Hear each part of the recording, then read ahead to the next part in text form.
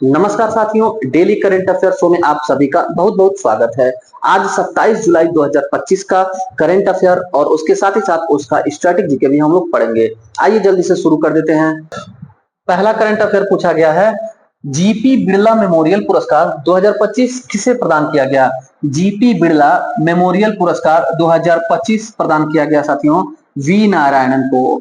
हमारे देश के इसरो संस्थान के वर्तमान निदेशक वी नारायणन, इनको अभी हाल ही में जीपी बिरला मेमोरियल पुरस्कार 2025 से सम्मानित किया गया। साथियों ये ऑप्शन में नाम दिया हुआ है, देखिएगा, ये IRDAI भारतीय बीमा विनियामक विकास प्राधिकरण, insurance regulatory development authority of India के वर्तमान प्रमुख बने अजय सेठ, जो पूर्व में हमारे देश के वित्त सचिव थे। दिनेश माहेश्वरी, साथियों ये 23वें विधि आयोग के अध्यक्ष, 23वें विधि आयोग के अध्यक्ष कौन बने? दिनेश माहेश्वरी बने। और महामहिम द्रौपदी मुर्मू हमारे देश की राष्ट्रपति हैं। इसरो के बारे में थोड़ा बात ध्यान रखिएगा, वी नारायणन साहब इसरो के वर्तमान प्रमुख हैं। इसरो, इसके बारे में याद रखिएगा, इसरो का गठन 1969 ईस्वी में हुआ था। इसरो का हेडक्वार्टर बेंगलुरु में है। इसरो का प्रक्षेपण केंद्र जहां से सैटेलाइट प्रक्षेपित होता है वो श्रीहरिकोटा द्वीप पर है। श्रीहरिकोटा द्वीप पर है। इसका नाम है सतीश धवन अंतरिक्ष अनुसंधान केंद्र। सतीश धवन अंतरिक्ष अनुसंधान केंद्र। सतीश धवन अंतरिक्ष अनुसंधान केंद्र। और साथियों इसका दूसरा सेंटर भी एस्टेब्लिश हुआ है। दूसरा सेंटर थूथुकुडी, थूथुकुडी, थूथुकुडी या कुलशेखरपट्टनम, कुलशेखरपट्टनम, यहाँ पर दूसरा लॉन्च पैड बना है इसरो का। तीसरा लॉन्च पैड भी अनाउंस हो गया है कि श्रीहरिकोटा में सतीश धवन पर तीसरा लॉन्च पैड बनेगा। पहला लॉन्च पैड, दूसरा लॉन्च पैड और फिर तीसरा लॉन्च पैड यहीं पर बनेगा। यहाँ से इसरो सैटेलाइट उपग्रह को लॉन्च करता साथियों। हेडक्वार्टर कहां पर है इसरो का? बंगलुरु में हेडक्वार्टर। साथियों पूछेगा अंतरिक्ष कार्यक्रम का फादर भारत में कौन? तो विक्रम साराभाई। विक्रम साराभाई, विक्रम साराभाई भारतीय अंतरिक्ष कार्यक्रम के जनक हैं। भारतीय अंतरिक्ष कार्यक्रम के जनक विक्रम साराभाई। इन्हीं के नाम पर साथियों केरल की राजधानी तिरुवनंतपुरम में, तिरुवनंतपुरम में विक्रम साराभाई अंतरिक्ष अनुसंधान केंद्र स्थापित है। अंतरिक्ष का विक्रम साराभाई अंतरिक्ष अनुसंधान केंद्र कहाँ है? तिरुवनंतपुरम, केरल की राजधानी में। दूसरा करंट अफेयर पूछा गया है, इंदिरा गांधी राष्ट्रीय मुक्त विश्वविद्यालय की पहली महिला कुलपति कौन बनी? साथियों यह इग्नू है, IGNOU, Indira Gandhi national open university. Indira Gandhi राष्ट्रीय मुक्त विश्वविद्यालय, इसकी पहली महिला वाइस चांसलर बनी है अभी हाल ही में उमा कांजीलाल। उमा कांजीलाल साथियों इग्नू की पहली महिला वाइस चांसलर वीसी या कुलपति बनी है, याद रखिएगा। अच्छा ये राष्ट्रीय विश्वविद्यालय है, तो राष्ट्रीय विश्वविद्यालय का चांसलर कौन होता है? राष्ट्रीय विश्वविद्यालय का चांसलर कौन होता है?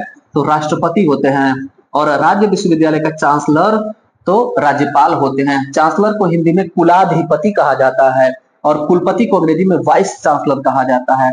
साथियों इस विश्वविद्यालय की स्थापना 1985 ईस्वी में हुई थी।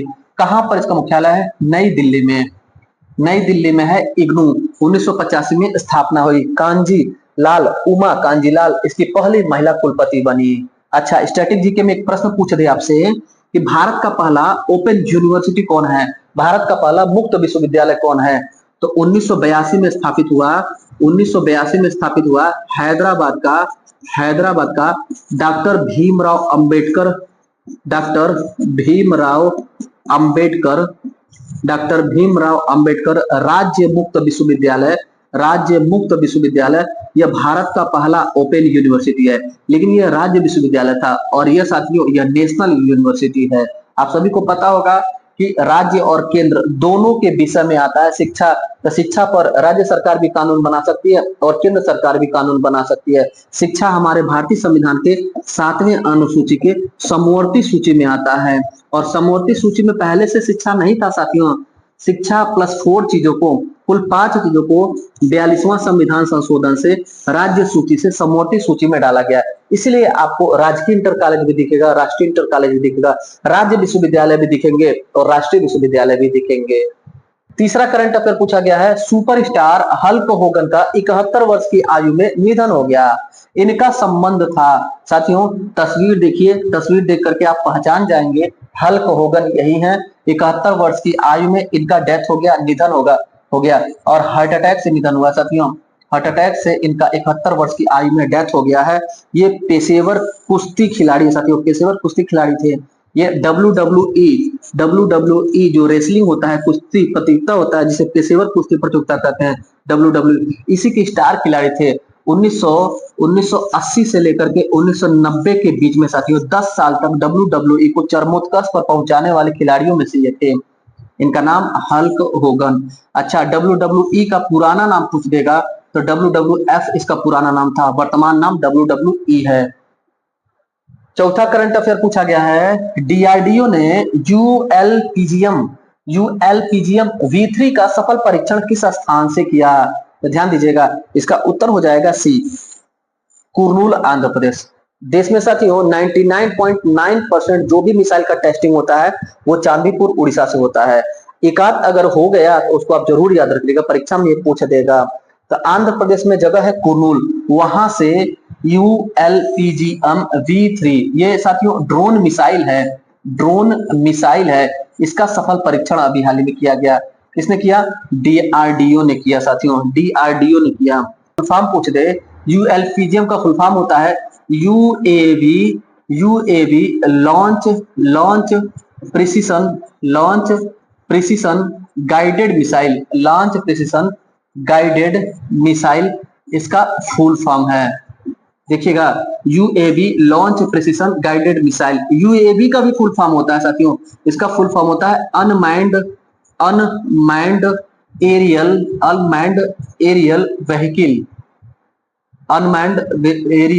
व्हीकल। ये साथियों ड्रोन को कहा जाता है, ड्रोन जिसमें कोई भी पायलट ड्राइवर नहीं रहे, कोई भी मनुष्य नहीं रहे, उसे यूएवी एरियल व्हीकल ड्रोन कहते हैं। और साथियों अगर कोई जहाज है, हेलीकॉप्टर जिसमें कोई भी व्यक्ति बैठ करके, पायलट बैठ के चलाता है, तो उसको कहते हैं MAV यानी कि मैन्ड एरियल व्हीकल, और ये अनमैन्ड एरियल व्हीकल है। इसमें आता है ड्रोन, यहाँ सामने आपको दिख रहा है एक छोटा सा तस्वीर, ये देखिएगा ड्रोन है ये, और ड्रोन में ही मिसाइल लगा हुआ है। इसका नाम है ULPGM V3। इसका टेस्टिंग अभी हाल ही में DRDO ने किया है। कहां से? कुर्नूल आंध्र प्रदेश से किया है। DRDO के बारे में जाने रहिए, DRDO का गठन 1 जनवरी 1958 ईस्वी को हुआ था। DRDO के चेयरमैन है साथियों समीर वी कामत DRDO के चेयरमैन है। DRDO का हेडक्वार्टर कहां पर? नई दिल्ली में है। DRDO अपना मिसाइल परीक्षण कहां से करता है? तो सामान्यतः सारे मिसाइल DRDO के उड़ीसा के चांदीपुर जिला के APJ अब्दुल कलाम द्वीप से होते हैं, यहाँ पर कुर्नूल से हुआ है। पांचवा करंट अफेयर पूछा गया है, देश के दूसरे सबसे लंबे कार्यकाल वाले प्रधानमंत्री मोदी बने। जवाहरलाल नेहरू का कार्यकाल कितने समय रहा? देखिएगा ध्यान से, कई बातों को यहाँ पर नोट कीजिएगा। 16 साल 286 दिन अपने देश के प्रथम प्रधानमंत्री पंडित जवाहरलाल नेहरू थे। उसके बाद दूसरा सबसे ज्यादा कार्यकाल था 4077 दिन का इंदिरा गांधी जी का। अभी वर्तमान में मोदी जी ने अपना 4078 दिन का कार्यकाल पूरा कर लिया। डेली अब बढ़ भी रहा है साथियों। 4078 दिन कार्यकाल पूरा करने के बाद देश के दूसरे सबसे लंबे कार्यकाल के प्रधानमंत्री बन गए हैं साथियों। तीसरी बार थर्ड टाइम प्रधानमंत्री बने मोदी जी 2024 में। फर्स्ट टाइम कब बने थे, क्या डेट था, याद रखिएगा, 26 मई 2014 को हमारे देश के प्रधानमंत्री बने थे मोदी जी। इनका तीसरा कार्यकाल कब से शुरू हुआ? 2024 से। छठा करंट अफेयर पूछा गया है, गूगल के CEO सुंदर पिचाई अरबपति क्लब में शामिल हुए। गूगल के संस्थापक कौन हैं? देखिएगा अभी हाल ही में सुंदर पिचाई अरबपति क्लब में शामिल हुए, बिलियनियर्स बन गए अमेरिका में। गूगल की स्थापना पूछ रहा है, तो गूगल की स्थापना लैरी पेज और सर्गेई ब्रिन इन दोनों लोगों ने मिलकर किया। उत्तर हो जाएगा हमारा सी। किस वर्ष में गूगल की स्थापना हुई थी? याद रखिएगा, दोनों लोगों ने मिल करके 1996 ईस्वी में गूगल की स्थापना की। गूगल 1996 में स्थापित हुआ था। गूगल कंपनी का नाम अल्फाबेट इंक हो गया है। इसकी पेरेंट कंपनी हो गई अल्फाबेट इंक। Alphabet ink. जैसे अभी हाल ही में जोमेटो एक कंपनी थी, जोमेटो, इसका नया नाम हो गया इटरनल। इटरनल जोमेटो का पेरेंट्स कंपनी हो गया, मुख्य नाम हो गया इटरनल। ऐसे ही गूगल का मुख्य नाम है अल्फाबेट इंक। ऐसे ही आपको याद होगा फेसबुक जो है, फेसबुक है, इसका नाम हो गया मेटा। मेटा इसका पेरेंट नेम हो गया साथियों, मुख्य नाम हो गया। सातवां करंट अफेयर पूछा गया है, typhoon black 4, typhoon black 4 hypersonic ballistic missile का विकास किस देश ने किया है? उत्तर है तुर्की। साथियों तुर्की देश का नया नाम हो गया तुर्की। तुर्की तुर्की देश ने अभी हाल ही में टाइफून ब्लैक 4 नाम से हाइपरसोनिक बैलिस्टिक मिसाइल का टेस्टिंग किया, परीक्षण किया है। तुर्की के बारे में याद रखिएगा, तुर्की देश की राजधानी है अंकारा। तुर्की देश की राजधानी है अंकारा। और यहाँ की मुद्रा है, यहाँ की मुद्रा है साथियों लीरा। यहाँ की मुद्रा है लीरा। एक क्वेश्चन पूछता है, यूरोप का मरीज किस देश को कहते हैं? यूरोप का मरीज उपमा किस देश को दिया गया है? यूरोप का मरीज का उपमा टर्की को दिया गया, तुर्की को दिया गया है। याद रखिएगा इतनी बात। आठवां करंट अफेयर पूछा गया है, इटली में प्राचीन एट्रस्केन सभ्यता का दुर्लभ मकबरा हाल ही में खोजा गया। इटली किस सागर में स्थित है? साथियों अभी हाल ही में करंट में एक दुर्लभ मकबरा खोजा गया। दुर्लभ मकबरा किस देश में खोजा गया? इटली में। इटली के भूवैज्ञानिकों ने खुदाई में खोजा है। इसका संबंध किस सभ्यता से है? तो प्राचीन सभ्यता एट्रस्केन सभ्यता से। पूछ देगा आपसे घुमा के कि इटली की प्राचीन सभ्यता का क्या नाम है? तो एट्रस्केन सभ्यता। एट्रस्केन सभ्यता से क्या प्राप्त हुआ है? तो दुर्लभ मकबरा प्राप्त हुआ है।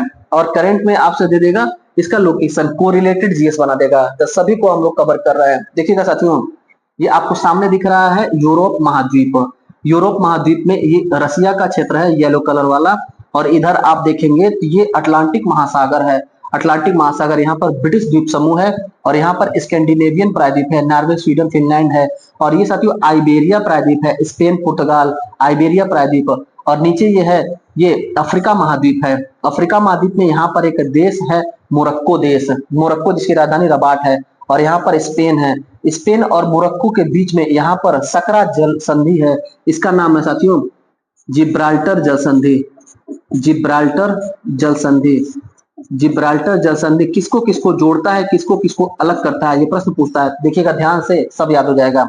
अफ्रीका महाद्वीप और यूरोप महाद्वीप को अलग कर रहा है जिब्राल्टर जल संधि। जोड़ किसके जल को रहा है? यहाँ पर है भूमध्य सागर, भूमध्य सागर। और यहाँ पर है अटलांटिक महासागर। अटलांटिक महासागर और भूमध्य सागर के जल को जोड़ता है जिब्राल्टर जल संधि। और यूरोप और अफ्रीका को अलग करता है जिब्राल्टर जल संधि। यही भूमध्य सागर के बाद आगे आप बढ़ेंगे तो भूमध्य सागर के पास स्वेज नहर है। स्वेज नहर, ये स्वेज नहर भूमध्य सागर को लाल सागर से जोड़ता है। भूमध्य सागर और लाल सागर के मध्य में कौन सा नहर है? तो स्वेज नहर है। और यहीं पर साथियों ये लोकेशन है इटली का। भूमध्य सागर में ही इटली स्थित है। इटली का साथियों जलवायु और प्राकृतिक क्षेत्र हमारे भारत के जैसा है। इटली में भी उत्तर में आल्प्स पर्वत है और हमारे भारत में भी उत्तर में हिमालय पर्वत है। इटली में भी दक्षिण में प्रायद्वीपीय क्षेत्र, भारत का भी दक्षिण क्षेत्र प्रायद्वीपीय क्षेत्र है। इटली भी यूरोप का कृषि प्रधान क्षेत्र है, भारत भी हमारा कृषि प्रधान क्षेत्र है। साथियों हमारे देश के प्रधानमंत्री जी का नाम है नरेंद्र मोदी। इटली की प्रधानमंत्री है जियोर्जियो मेलोनी। Giorgio Meloni. अच्छा, यहाँ देखिएगा साथियों, इटली जो देश है इसकी राजधानी है रोम। इटली देश, उसकी राजधानी है रोम। और रोम जो शहर है उसके बीच में दुनिया का सबसे छोटा देश स्थित है, वेटिकन सिटी। वेटिकन सिटी दुनिया का सबसे छोटा देश कहाँ स्थित है? तो इटली की राजधानी रोम के अंदर वेटिकन सिटी है। यह साथियों एक महल है, एक चर्च है बड़ा, जहां पर 1000 से कम जनसंख्या में पादरी लोग रहते हैं। वेटिकन सिटी दुनिया का सबसे छोटा देश है। इसके अलावा इटली में एक और देश है साथियों, सैन मैरिनो। सैन मैरिनो कौन सा ऐसा दुनिया का देश है जिसके अंदर दो देश हैं? एक हो गया इटली और एक हो गया दक्षिण अफ्रीका। दोनों का नाम आपको याद रखना है। इटली के भीतर दो देश कौन से हैं? तो सैन मैरिनो है और वेटिकन सिटी है। ऐसे ही साथियों दक्षिण अफ्रीका जो देश है अफ्रीका महाद्वीप पे, उसमें भी दो देश हैं। एक है स्वाजीलैंड और एक है लेसेथो। स्वाजीलैंड और लेसेथो ये कहाँ लोकेशन इनका? तो ये दक्षिण अफ्रीका के अंदर आते हैं। एक देश के अंदर दो देश आते हैं, यहाँ पर भी वही चीज है। नौवां और अंतिम करंट अफेयर है, किस राज्य में विदेशी रोजगार को बढ़ावा देने के लिए सीएम फ्लाइट नामक विदेशी भाषा योजना शुरू किया गया है?